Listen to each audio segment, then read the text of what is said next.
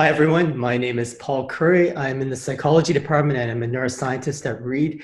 I study the neural basis of behavior, including the neural basis of drug reward and drug addiction and relapse. Hi, I'm Eric Zornick. I am a professor in the biology department.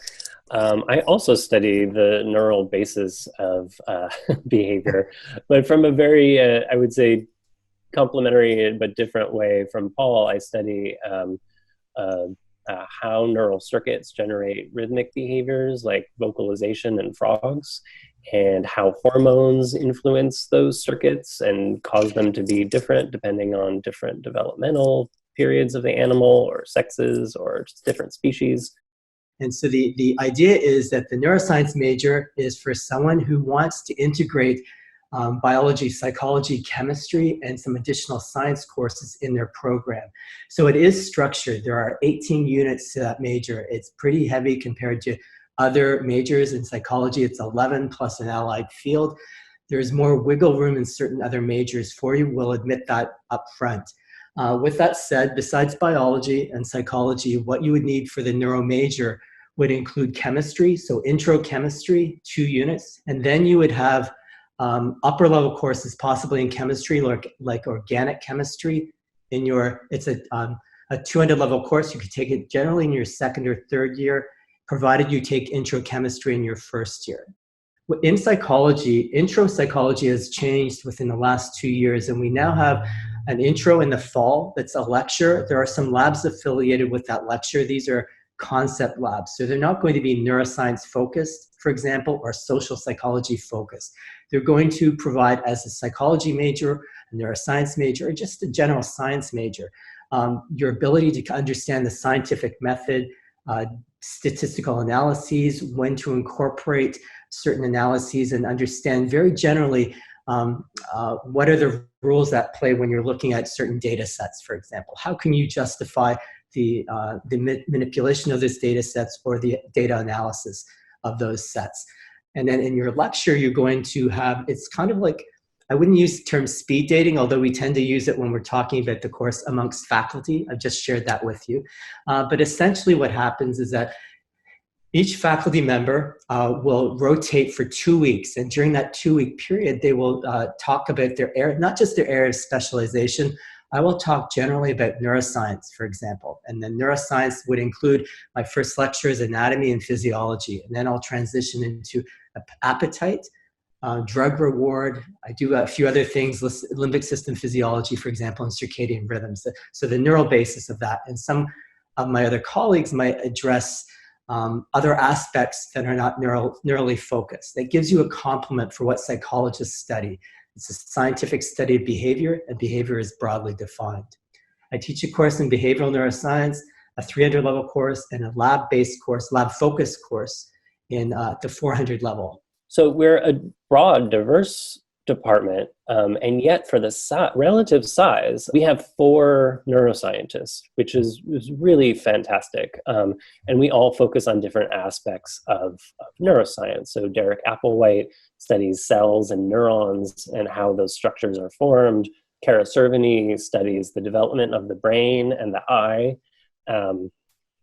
Susie Wren, like me, studies the neural basis of behavior, but she does it in a very different way from me. She mostly focuses on genes and how genes are expressed in the brain, whereas I look more at sort of how the cells function, what are the different kinds of electrical activity patterns in the brains.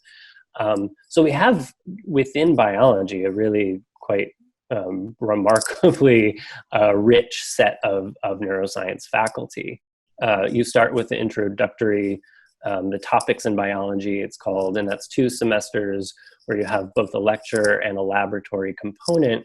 But now it's 2 faculty each semester. So in the course of taking the topics curriculum, you'll have 4 different faculty. And they're arranged in 2 different semesters to ensure that everyone gets a really nice breadth of biology. So you'll probably get some genetics, or you will definitely get some genetics.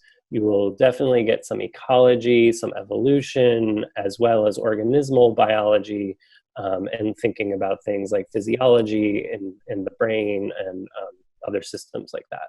So for the upper level courses in the neuroscience program, you have to take a genetics or cell biology course, which we think are really essential foundations in biology, as well as another course related to either developmental neurobiology or animal behavior.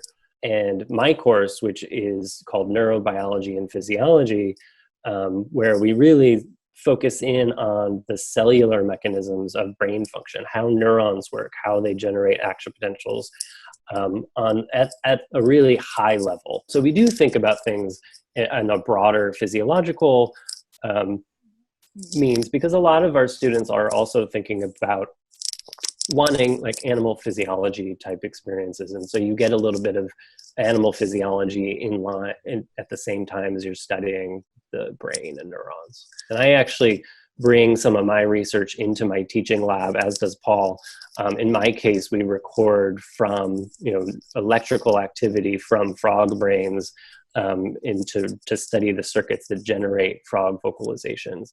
These intro courses are meant to be foundation courses, and we're constantly doing research and engaging students in research. And you might not know it when you're doing a project in one of my classes, but this is the first time we're doing that line of research. It's novel. We often take it to a conference or conferences, and we publish those findings as well.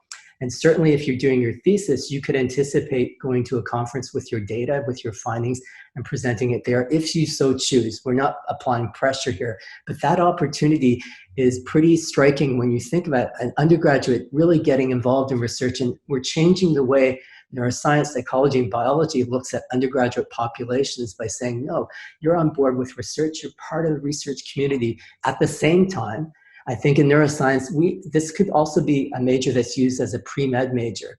The strength and amazing curriculum in the biology department really comes from the 300 level courses, where we have those lecture courses paired with laboratories. It's not just you going through and doing some sort of canned experiment that somebody's already done a million times before.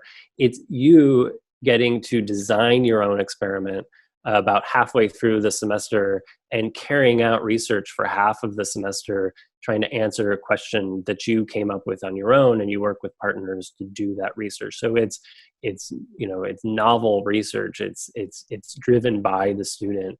So the short answer is, for neuroscience, we absolutely have really strong study abroad programs, and we have the flexibility to allow you to develop, in consultation with the neuroscience committee, your own study abroad program.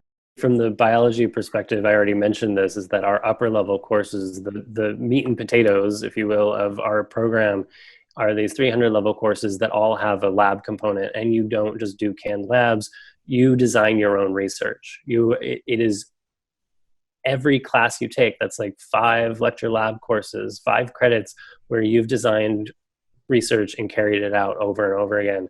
You do real science from your first year. And I would just echo that. It's absolutely true, and this isn't a pretense at all. And I think this is what gets students more comfortable in science, because they're engaging in research and learning through research, and it's not just being lectured at.